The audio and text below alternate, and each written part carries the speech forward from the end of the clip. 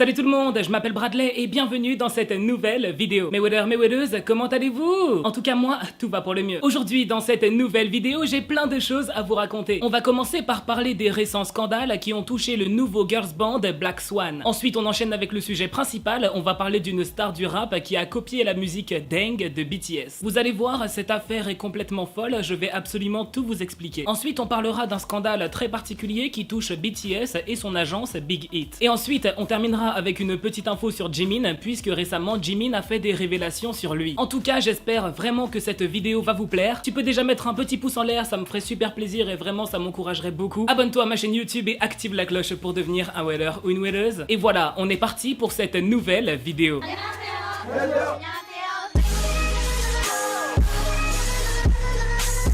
Ok, vous êtes actuellement des milliers de milliards à me demander de parler des récents scandales qui ont touché le girls band Black Swan. Je vous avais parlé de Black Swan il y a quelques temps en vous expliquant que les médias s'étaient emballés par rapport au fait qu'une sénégalaise allait faire partie du groupe. Finalement, Black Swan a débuté avec un MV qui s'appelle Tonight et tout ne s'est pas passé comme prévu. Tonight est une chanson qui a été appréciée par beaucoup de gens, mais il y a aussi beaucoup de gens qui ont dit que cette chanson n'est pas à leur goût. Plus tard, le MV Tonight de Black Swan a été accusé d'être un plagiat du MV Undercover du boys band Ace. Je vais vous montrer quelques images et vous me donnerez votre avis dans les commentaires. Dites-moi en commentaire si pour vous c'est un plagiat. Sur cette première photo, les gens disent qu'il est évident que la direction artistique de Black Swan a totalement copié cette idée des bandes de sécurité. Sur cette deuxième image, les gens disent que c'est les motifs sur le sol qui ont été copiés. Et sur cette troisième image, en gros les gens disent que Ace a importé cette idée d'avoir un porte-bagages dans un MV et que Black Swan a copié l'idée. Au final, plagiat ou pas, s'il y a quelqu'un à critiquer, c'est absolument pas Black Swan, mais les gens qui se sont occupés de la direction artistique de Tonight. Par la suite, c'est la chanteuse de Black Swan, Kim Ye-mi, qui a été victime d'un énorme scandale. Elle est accusée d'avoir volé 40 000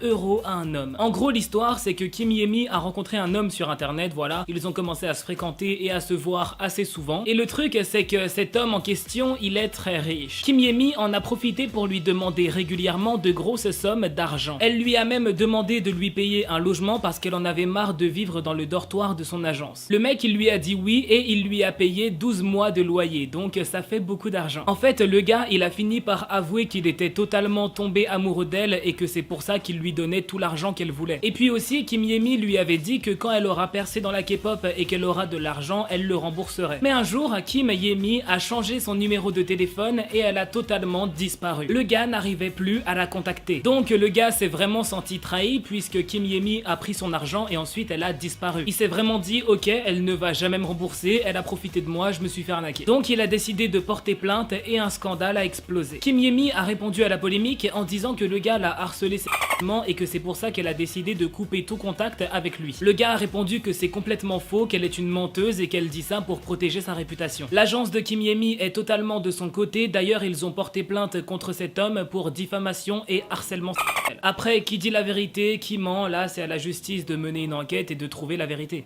Maintenant, je vous propose qu'on passe au sujet principal de cette vidéo que vous avez déjà pu voir dans le titre. Récemment, je vous ai fait une vidéo pour vous parler d'un gars qui a volé Dynamite de BTS. Il s'agissait d'un énorme plagiat, le gars a recopié la musique et il s'est fait passer pour le créateur de Dynamite. Et ensuite, il a commencé à vendre sa version de Dynamite sur internet. Aujourd'hui, je vais vous parler d'un scandale similaire qui a explosé sur les réseaux la semaine dernière. Une autre personne a plagié une chanson de BTS. Mais cette fois-ci, c'est pire que la dernière fois puisque ce scandale a pris une ampleur beaucoup plus grande. Ce scandale a pris une grosse ampleur puisque cette fois-ci la personne qui a plagié BTS c'est déjà une grande star du rap. Peut-être que vous le connaissez, il s'agit d'un rappeur philippin qui s'appelle Flow G. Quelques chiffres pour que vous puissiez comprendre que c'est pas un random et qu'il est vraiment connu. Sur Instagram, Flow G a plus de 700 000 abonnés. Flow G fait partie d'un groupe très connu qui s'appelle X Battalion. La chaîne YouTube de son groupe a plus de 3 millions d'abonnés. En février 2020, Flow G a posté une chanson sur YouTube qui a fait plus de 60 millions de vues. Et c'est pas son premier succès puisqu'il a déjà publié des chansons sur YouTube qui ont fait plusieurs dizaines de millions de vues. Mais alors, comment ce mec super connu, déjà validé dans le milieu du hip-hop, s'est retrouvé accusé d'avoir volé une chanson de BTS? Je pense que vous connaissez tous la chanson Dang de BTS. La célèbre chanson de Suga, J-Hope et RM. C'est l'une de mes chansons préférées de BTS même si je l'écoute plus trop. Je l'écoute plus parce que je l'ai déjà écouté trop de milliers de fois en 2019. Eh bien, Flow G est accusé d'avoir totalement copié copié Dang de BTS et les ARMY s'en sont rendus compte assez vite. Mais je vous propose quand même de vous faire votre propre avis sur la question.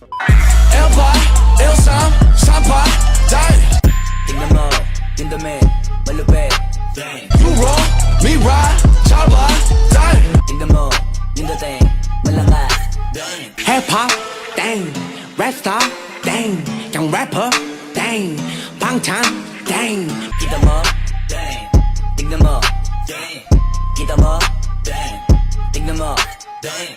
La musique de Flow G a été supprimée de YouTube, on sait pas si c'est Big Hit qui l'a fait supprimer ou alors si c'est Flow G qui l'a supprimé parce que il a reçu énormément de critiques, genre des milliers, des dizaines de milliers de critiques des ARMY. Parce que oui, pour le coup, les ARMY ont réagi de manière très forte. Sur YouTube, la copie de Dang faite par Flow G a été repostée par une personne inconnue. Le clip a été vu 1 700 000 fois et il y a 86 000 pouces vers le bas laissés par les ARMY. L'un des membres du groupe de Flow G qui a participé au plagiat de Dang a répondu à la polémique sur Twitter. Il a tout simplement dit MDR, nous n'avons pas copié ça. Aussi, il y a quand même pas mal de fans de Flow G qui le soutiennent et qui disent que sa musique n'est pas un plagiat de Dang. J'attends vraiment vos avis sur toute cette histoire dans les commentaires. En tout cas, scandale après scandale, les ARMY montrent leur puissance et font comprendre aux artistes qu'il leur sera impossible de plagier BTS. Aucun des artistes qui a plagié BTS a pu laisser son clip en ligne, ou alors s'il a pu le faire, il s'est pris des dizaines de milliers de pouces vers le bas de la part des ARMY.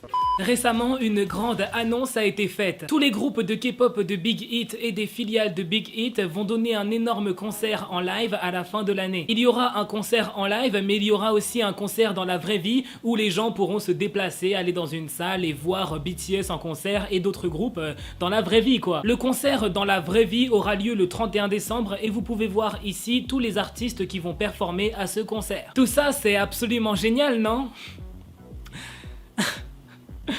Ouais. Et bah ça a fait scandale. Voilà. Parce que...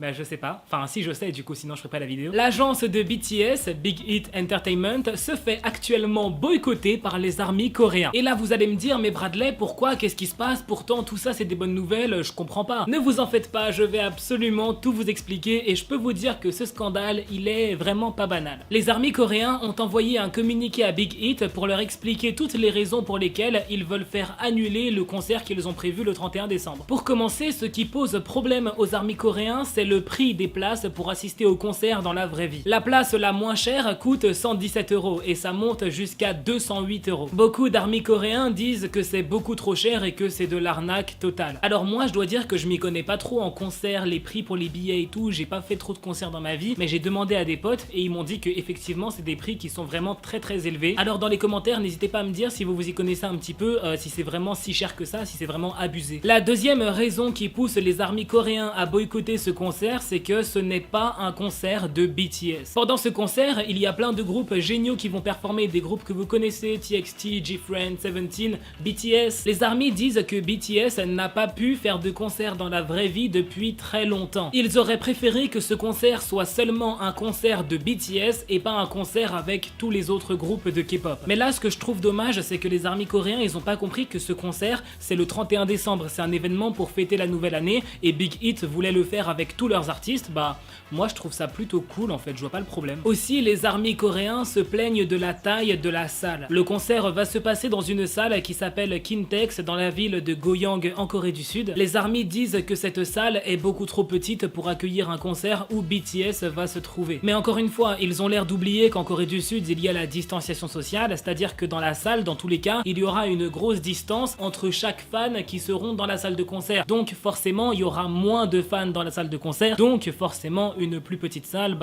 c'est mieux. Big Hit, ils vont pas commencer à louer des stades si c'est pour qu'il y ait 2000 personnes dans la salle quoi. Il y a une dernière raison qui pousse les ARMY coréens à boycotter ce concert et là pour le coup, je suis totalement d'accord. Alors, je suis pas d'accord avec le fait que le concert soit boycotté, mais j'avoue c'est un très bon argument. Apparemment, seuls les fans qui font partie d'un fan club officiel pourront acheter un billet pour ce concert. Sauf que pendant ce concert, il y a deux artistes qui vont performer qui n'ont pas de fan club officiel auquel leurs fans puissent s'abonner. Ce qui veut dire qu'aucun des fans de ces deux artistes ne pourront assister au concert. C'est quand même plutôt triste pour ces deux artistes de se dire qu'ils vont performer mais personne ne sera là pour les voir quoi, leurs fans ne seront pas là. Ils vont commencer à performer, il y aura des gens qui seront là en mode ouais ils arrivent quand BTS.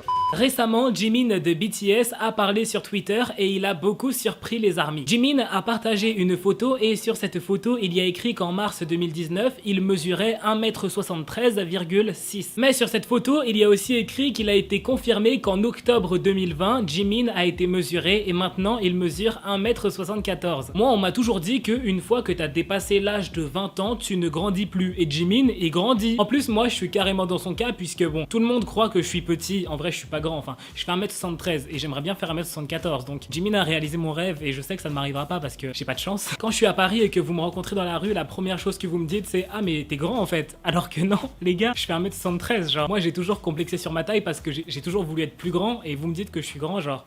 Vous me flattez trop, vous êtes trop gentil. Jimin a aussi légèrement maigri puisqu'il est passé de 59,1 kg à 58,6 kg. Dans un autre tweet, Jimin a dit qu'il a enfin rattrapé Suga en taille et il dit à J-Hope de se tenir prêt parce qu'il compte bien le rattraper lui aussi en taille. Voilà, c'est déjà la fin de cette petite vidéo, j'espère vraiment qu'elle vous aura plu. Aujourd'hui, je suis trop content de filmer parce qu'il y a enfin du soleil. Les deux dernières vidéos, les gars, il faisait gris, il pleuvait, c'était moche, l'image elle était pas belle parce que bah moi je me filme qu'à la lumière naturelle. En tout cas, je vous remercie d'avoir regardé cette vidéo jusqu'au bout. N'oublie pas le petit pouce en l'air. Si c'est pas encore fait, tu peux t'abonner à ma chaîne YouTube et activer la cloche, comme ça tu seras au courant dès que je sors une nouvelle vidéo. Et franchement, j'en sors vraiment souvent. Et voilà, on se dit à très bientôt pour une nouvelle vidéo. Bye, trop de love entre nous.